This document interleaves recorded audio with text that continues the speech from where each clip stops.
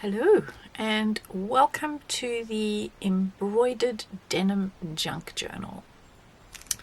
The first things I want to discuss are the quality of paper that you are printing on. I can't really discuss the quality of the printer because, well, I only have one. Mine happens to be an Epson EcoTank 2821, so it has some limitations. It can't print to the edge of the page on an A4. And it really struggles to pull through thicker paper. So when I say thicker paper, I mean like cardstock 280 grams.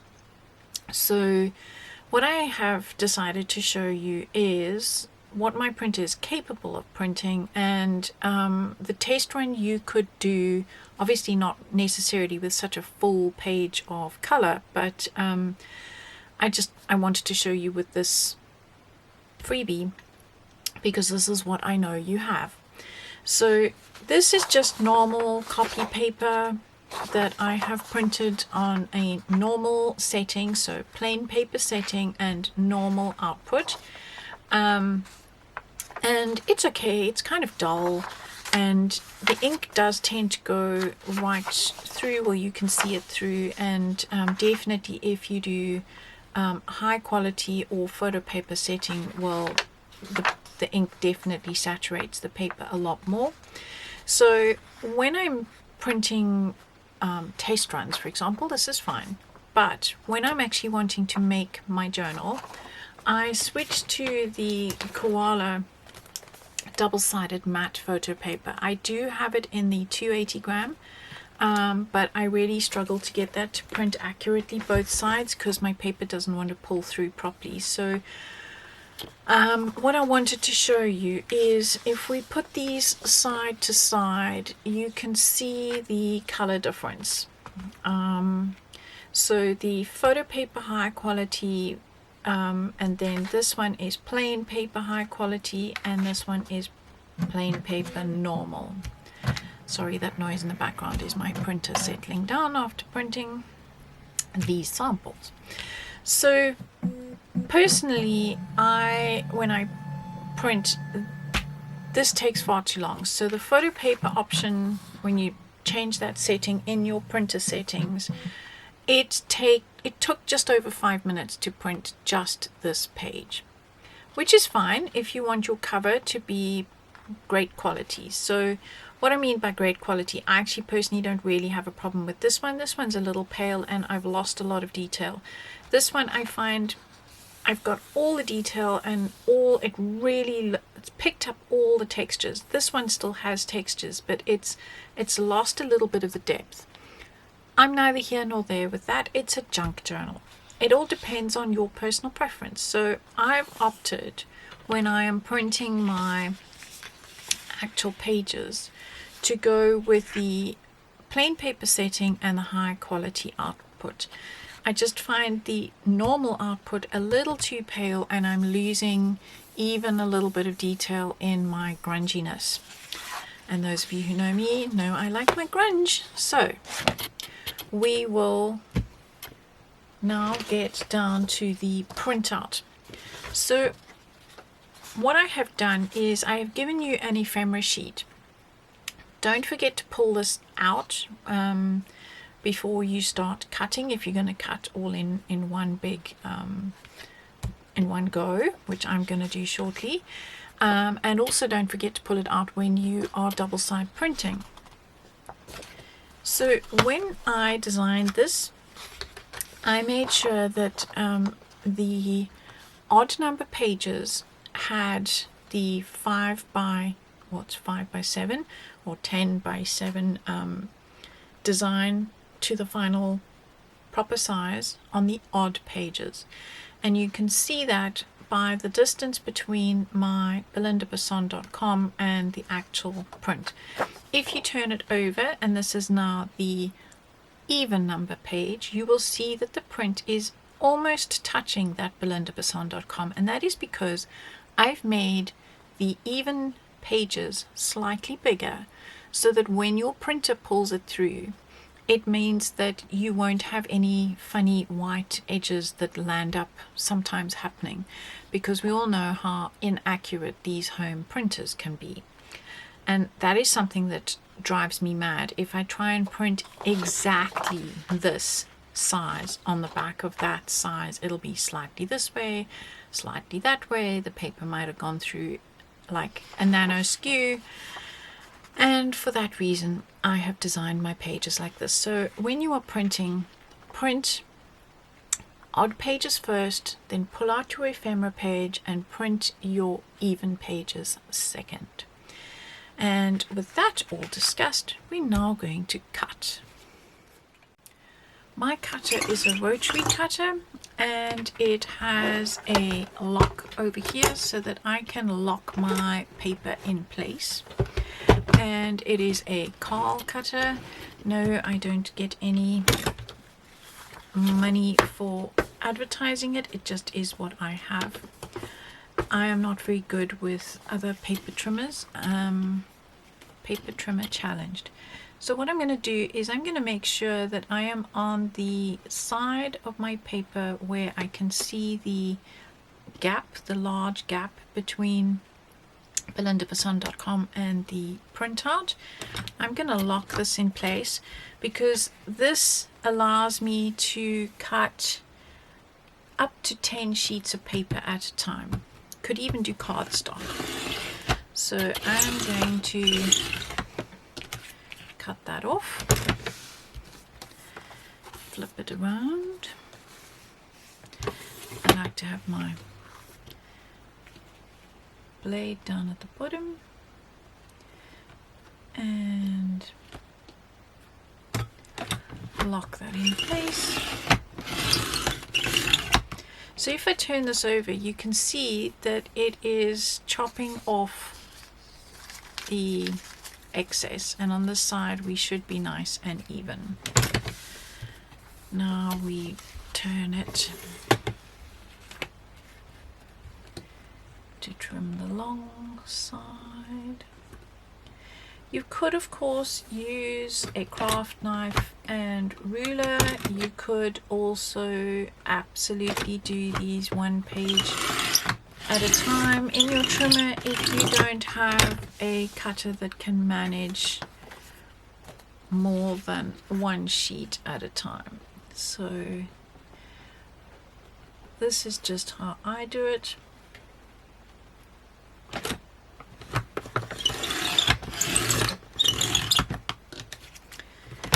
And there we go. So we should now have no white edges on any of those pages.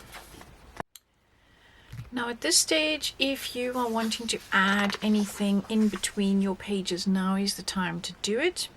If you are not sure what you want to add in between your pages, you can by all means just use a piece of elastic to hold your book together until you are finished and then staple it together. For the purposes of this book, I will not be adding anything right now, and what I am going to do is I am going to just fold my pages. There's no right or wrong order for this book other than the cover is the cover. That's the only one that is of importance.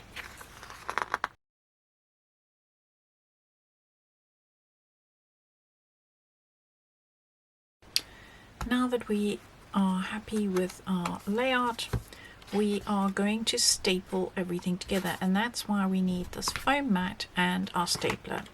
Stapler should be able to open out like that completely, and obviously if you did want to put any of those extra pages or anything in, now is the time to have them prepared. I'm just going to use these two clips, pegs.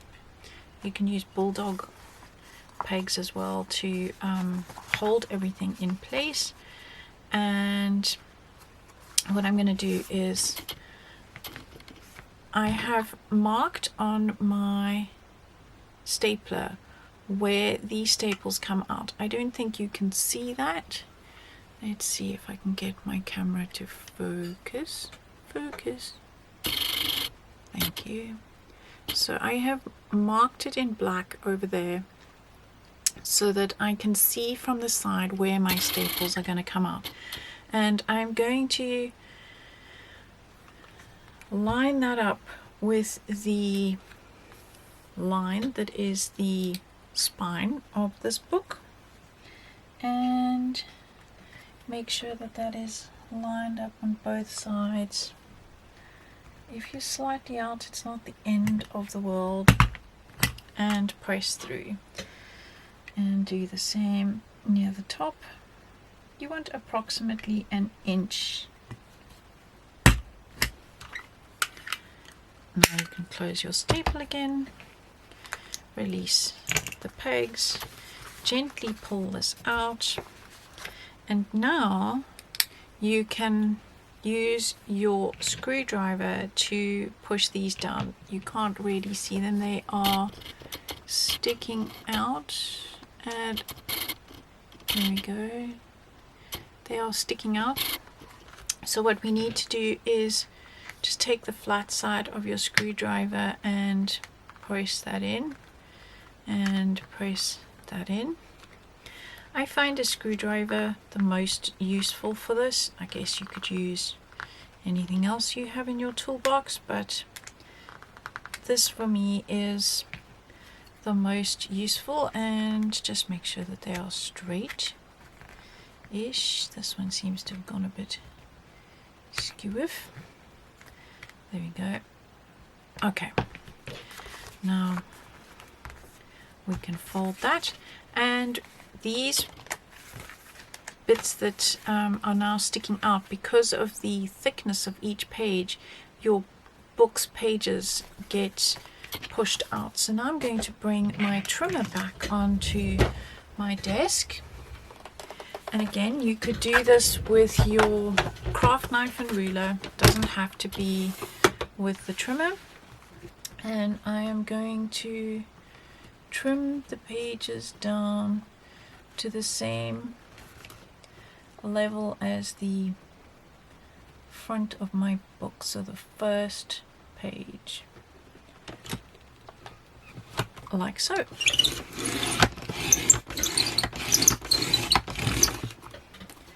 And now it means when you want to do that through your book, it is so much easier.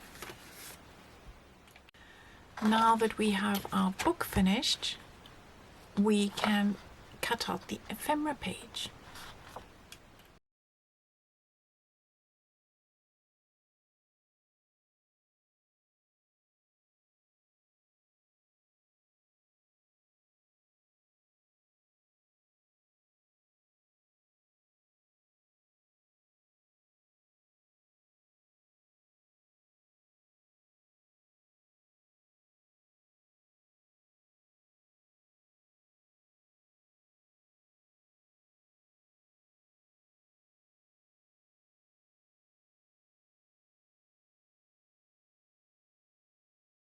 To finish off the pockets, I have designed this punch out to use a 1.5 inch punch. So if you don't have a 1.5 inch punch, you can, well, it'll punch slightly more because we don't want any white edges. Otherwise you just follow the actual line. So what I'm doing is just making it an even spacing around that gap so that I don't have any white.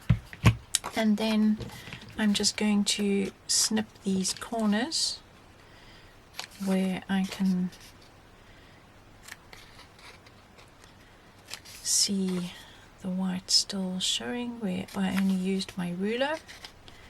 And then we will be scoring on the edges of these pockets to make pockets. And if you don't cut these absolutely accurately, it's not the end of the world. I've just cut these at a slight, or designed these at a slight angle, so you don't have build-up of paper in the corners too much. And certainly not at the top of the pocket. You don't want to see the inside of this sticking out. So now we're going to score. So for scoring, I'm just using the pointy end of my small ball tool. You could use the ball tool as well, but your normal pokey tool will work just fine. And all I'm doing is drawing with the pokey tool, or awl as some people call it, AWL, not OWL, it's not an owl, on all those lines. And then once you've done that, you'll be able to fold those in to make your pocket. Depending on what you're putting in the pocket, you might decide that you actually want to just rather glue straight onto the paper and cut these off, because having these tabs on these pockets means that some things are quite loose. So if you're going to pop some smaller things into the pockets, it might be better to make a tighter pocket and chop those off.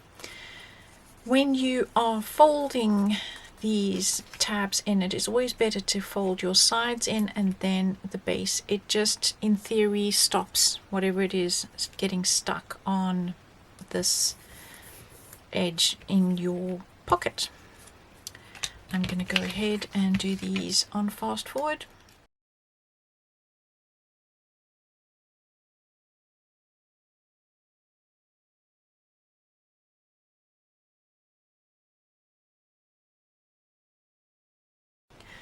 So now we have everything prepped and ready, and now it is entirely up to you and your imagination how you want to continue the book.